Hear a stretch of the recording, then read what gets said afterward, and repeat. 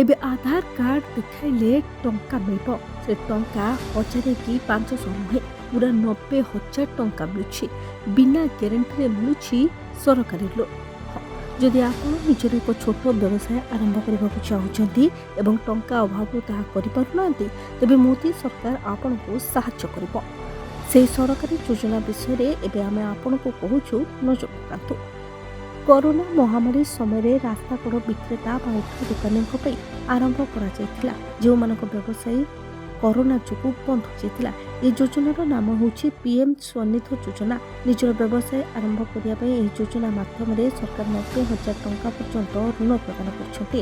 ଦେଶ କରୋନା ମହାମାରୀରୁ ମୁକ୍ତି ହୋଇସାରିଛି, କିନ୍ତୁ କ୍ଷୁଦ୍ର ବ୍ୟବସାୟୀଙ୍କୁ ସାହାଯ୍ୟ କରିବା ପାଇଁ ମୋଦି ସରକାର ପିଏମ୍ ସ୍ୱନିଧି ଯୋଜନାର ସମୟ ସୀମାକୁ 31 ମାର୍ଚ୍ଚ 2030 ପର୍ଯ୍ୟନ୍ତ ବୃଦ୍ଧି କରିଛନ୍ତି। ଏହି ଅଧୀନରେ ଲୋକଙ୍କୁ ନିଜ ବ୍ୟବସାୟ ଆରମ୍ଭ କରିବା ପାଇଁ ଆର୍ଥିକ ସହାୟତା ଦିଆଯାଏ। ପୂର୍ବରୁ ଏହି ସରକାରୀ ଯୋଜନାରେ 80,000 ଟଙ୍କା ପର୍ଯ୍ୟନ୍ତ ଋଣ ମିଳୁଥିଲା, ଯାହାକୁ ଗତ 2025 ବର୍ଷରେ ମୋଦି ସରକାର ବୃଦ୍ଧି କରି 90,000 ଟଙ୍କା କରିଛନ୍ତି। ଏହା ବ୍ୟତୀତ ରାସ୍ତାକଡ଼ ବିକ୍ରେତାଙ୍କୁ ୟୁପିଆଇ ସଂଯୁକ୍ତ ରୂପେ କ୍ରେଡିଟ୍ କାର୍ଡ ମଧ୍ୟ ପ୍ରଦାନ କରାଯାଉଛି। ଖୁଚୁରା ଏବଂ ପାଇକାରୀ କାରବାର ପାଇଁ ଡିଜିଟାଲ ପେମେଣ୍ଟ ଉପରେ କ୍ୟାସବ୍ୟାକ୍ ମଧ୍ୟ ଦିଆଯାଉଛି। ଏହି ସରକାରୀ ଯୋଜନାର ସବୁଠାରୁ ବଡ଼ ବିଶେଷତ୍ୱ ହେଉଛି ଏହା ଅଧୀନରେ 90,000 ଟଙ୍କା ପର୍ଯ୍ୟନ୍ତ ଋଣ ବିନା କୌଣସି ଗ୍ୟାରେଣ୍ଟି ଦିଆଯାଉଛି, ଯାହା ଏହାର ଲୋକପ୍ରିୟତା ବୃଦ୍ଧି କରିବାରେ ପ୍ରମୁଖ ଭୂମିକା ଗ୍ରହଣ କରୁଛି। ତେବେ ପିଏମ୍ ସ୍ୱାଧୀନ ଯୋଜନାରେ ଏହି ଅର୍ଥ 3ଟି ପର୍ଯ୍ୟାୟରେ ଦିଆଯାଏ, ଅର୍ଥାତ୍ ହିତାଧିକାରୀଙ୍କ ବିଶ୍ୱସନୀୟତା ଆଧାରରେ ଛୋଟ ପରିମାଣରୁ ଆରମ୍ଭ କରି ବଡ଼ ପରିମାଣର ଋଣ ଦିଆଯାଏ।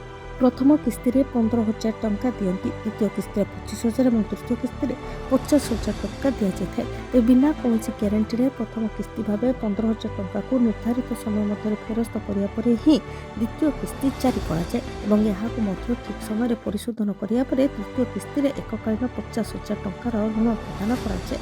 ତେବେ ଏହି ସରକାରୀ ଯୋଜନା ଅଧୀନରେ 90,000 ଟଙ୍କାର ଋଣ ନେବା ପାଇଁ ଆବେଦନକାରୀଙ୍କୁ ଅଧିକ କାଗଜପତ୍ର କାମ କରିବାକୁ ପଡ଼ିବ ନାହିଁ। ନିଜ ସହିତ କେବଳ ଆଧାର କାର୍ଡ ନେବାକୁ ହେବ, ଅର୍ଥାତ୍ ଋଣ ବଦଳରେ କୌଣସି ଜିନିଷ ବନ୍ଧକ ରଖିବାକୁ ପଡ଼ିବ ନାହିଁ।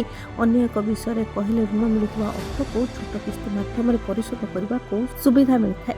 ତେବେ ପିଏମ୍ ସ୍ୱାଧୀନ ଯୋଜନା ପାଇଁ ଯେକୌଣସି ସରକାରୀ ବ୍ୟାଙ୍କରେ ଆବେଦନ କରାଯାଇପାରିବ। ବ୍ୟୁରୋ ରିପୋର୍ଟ, ହିରୋଜନ ନ୍ୟୁଜ୍।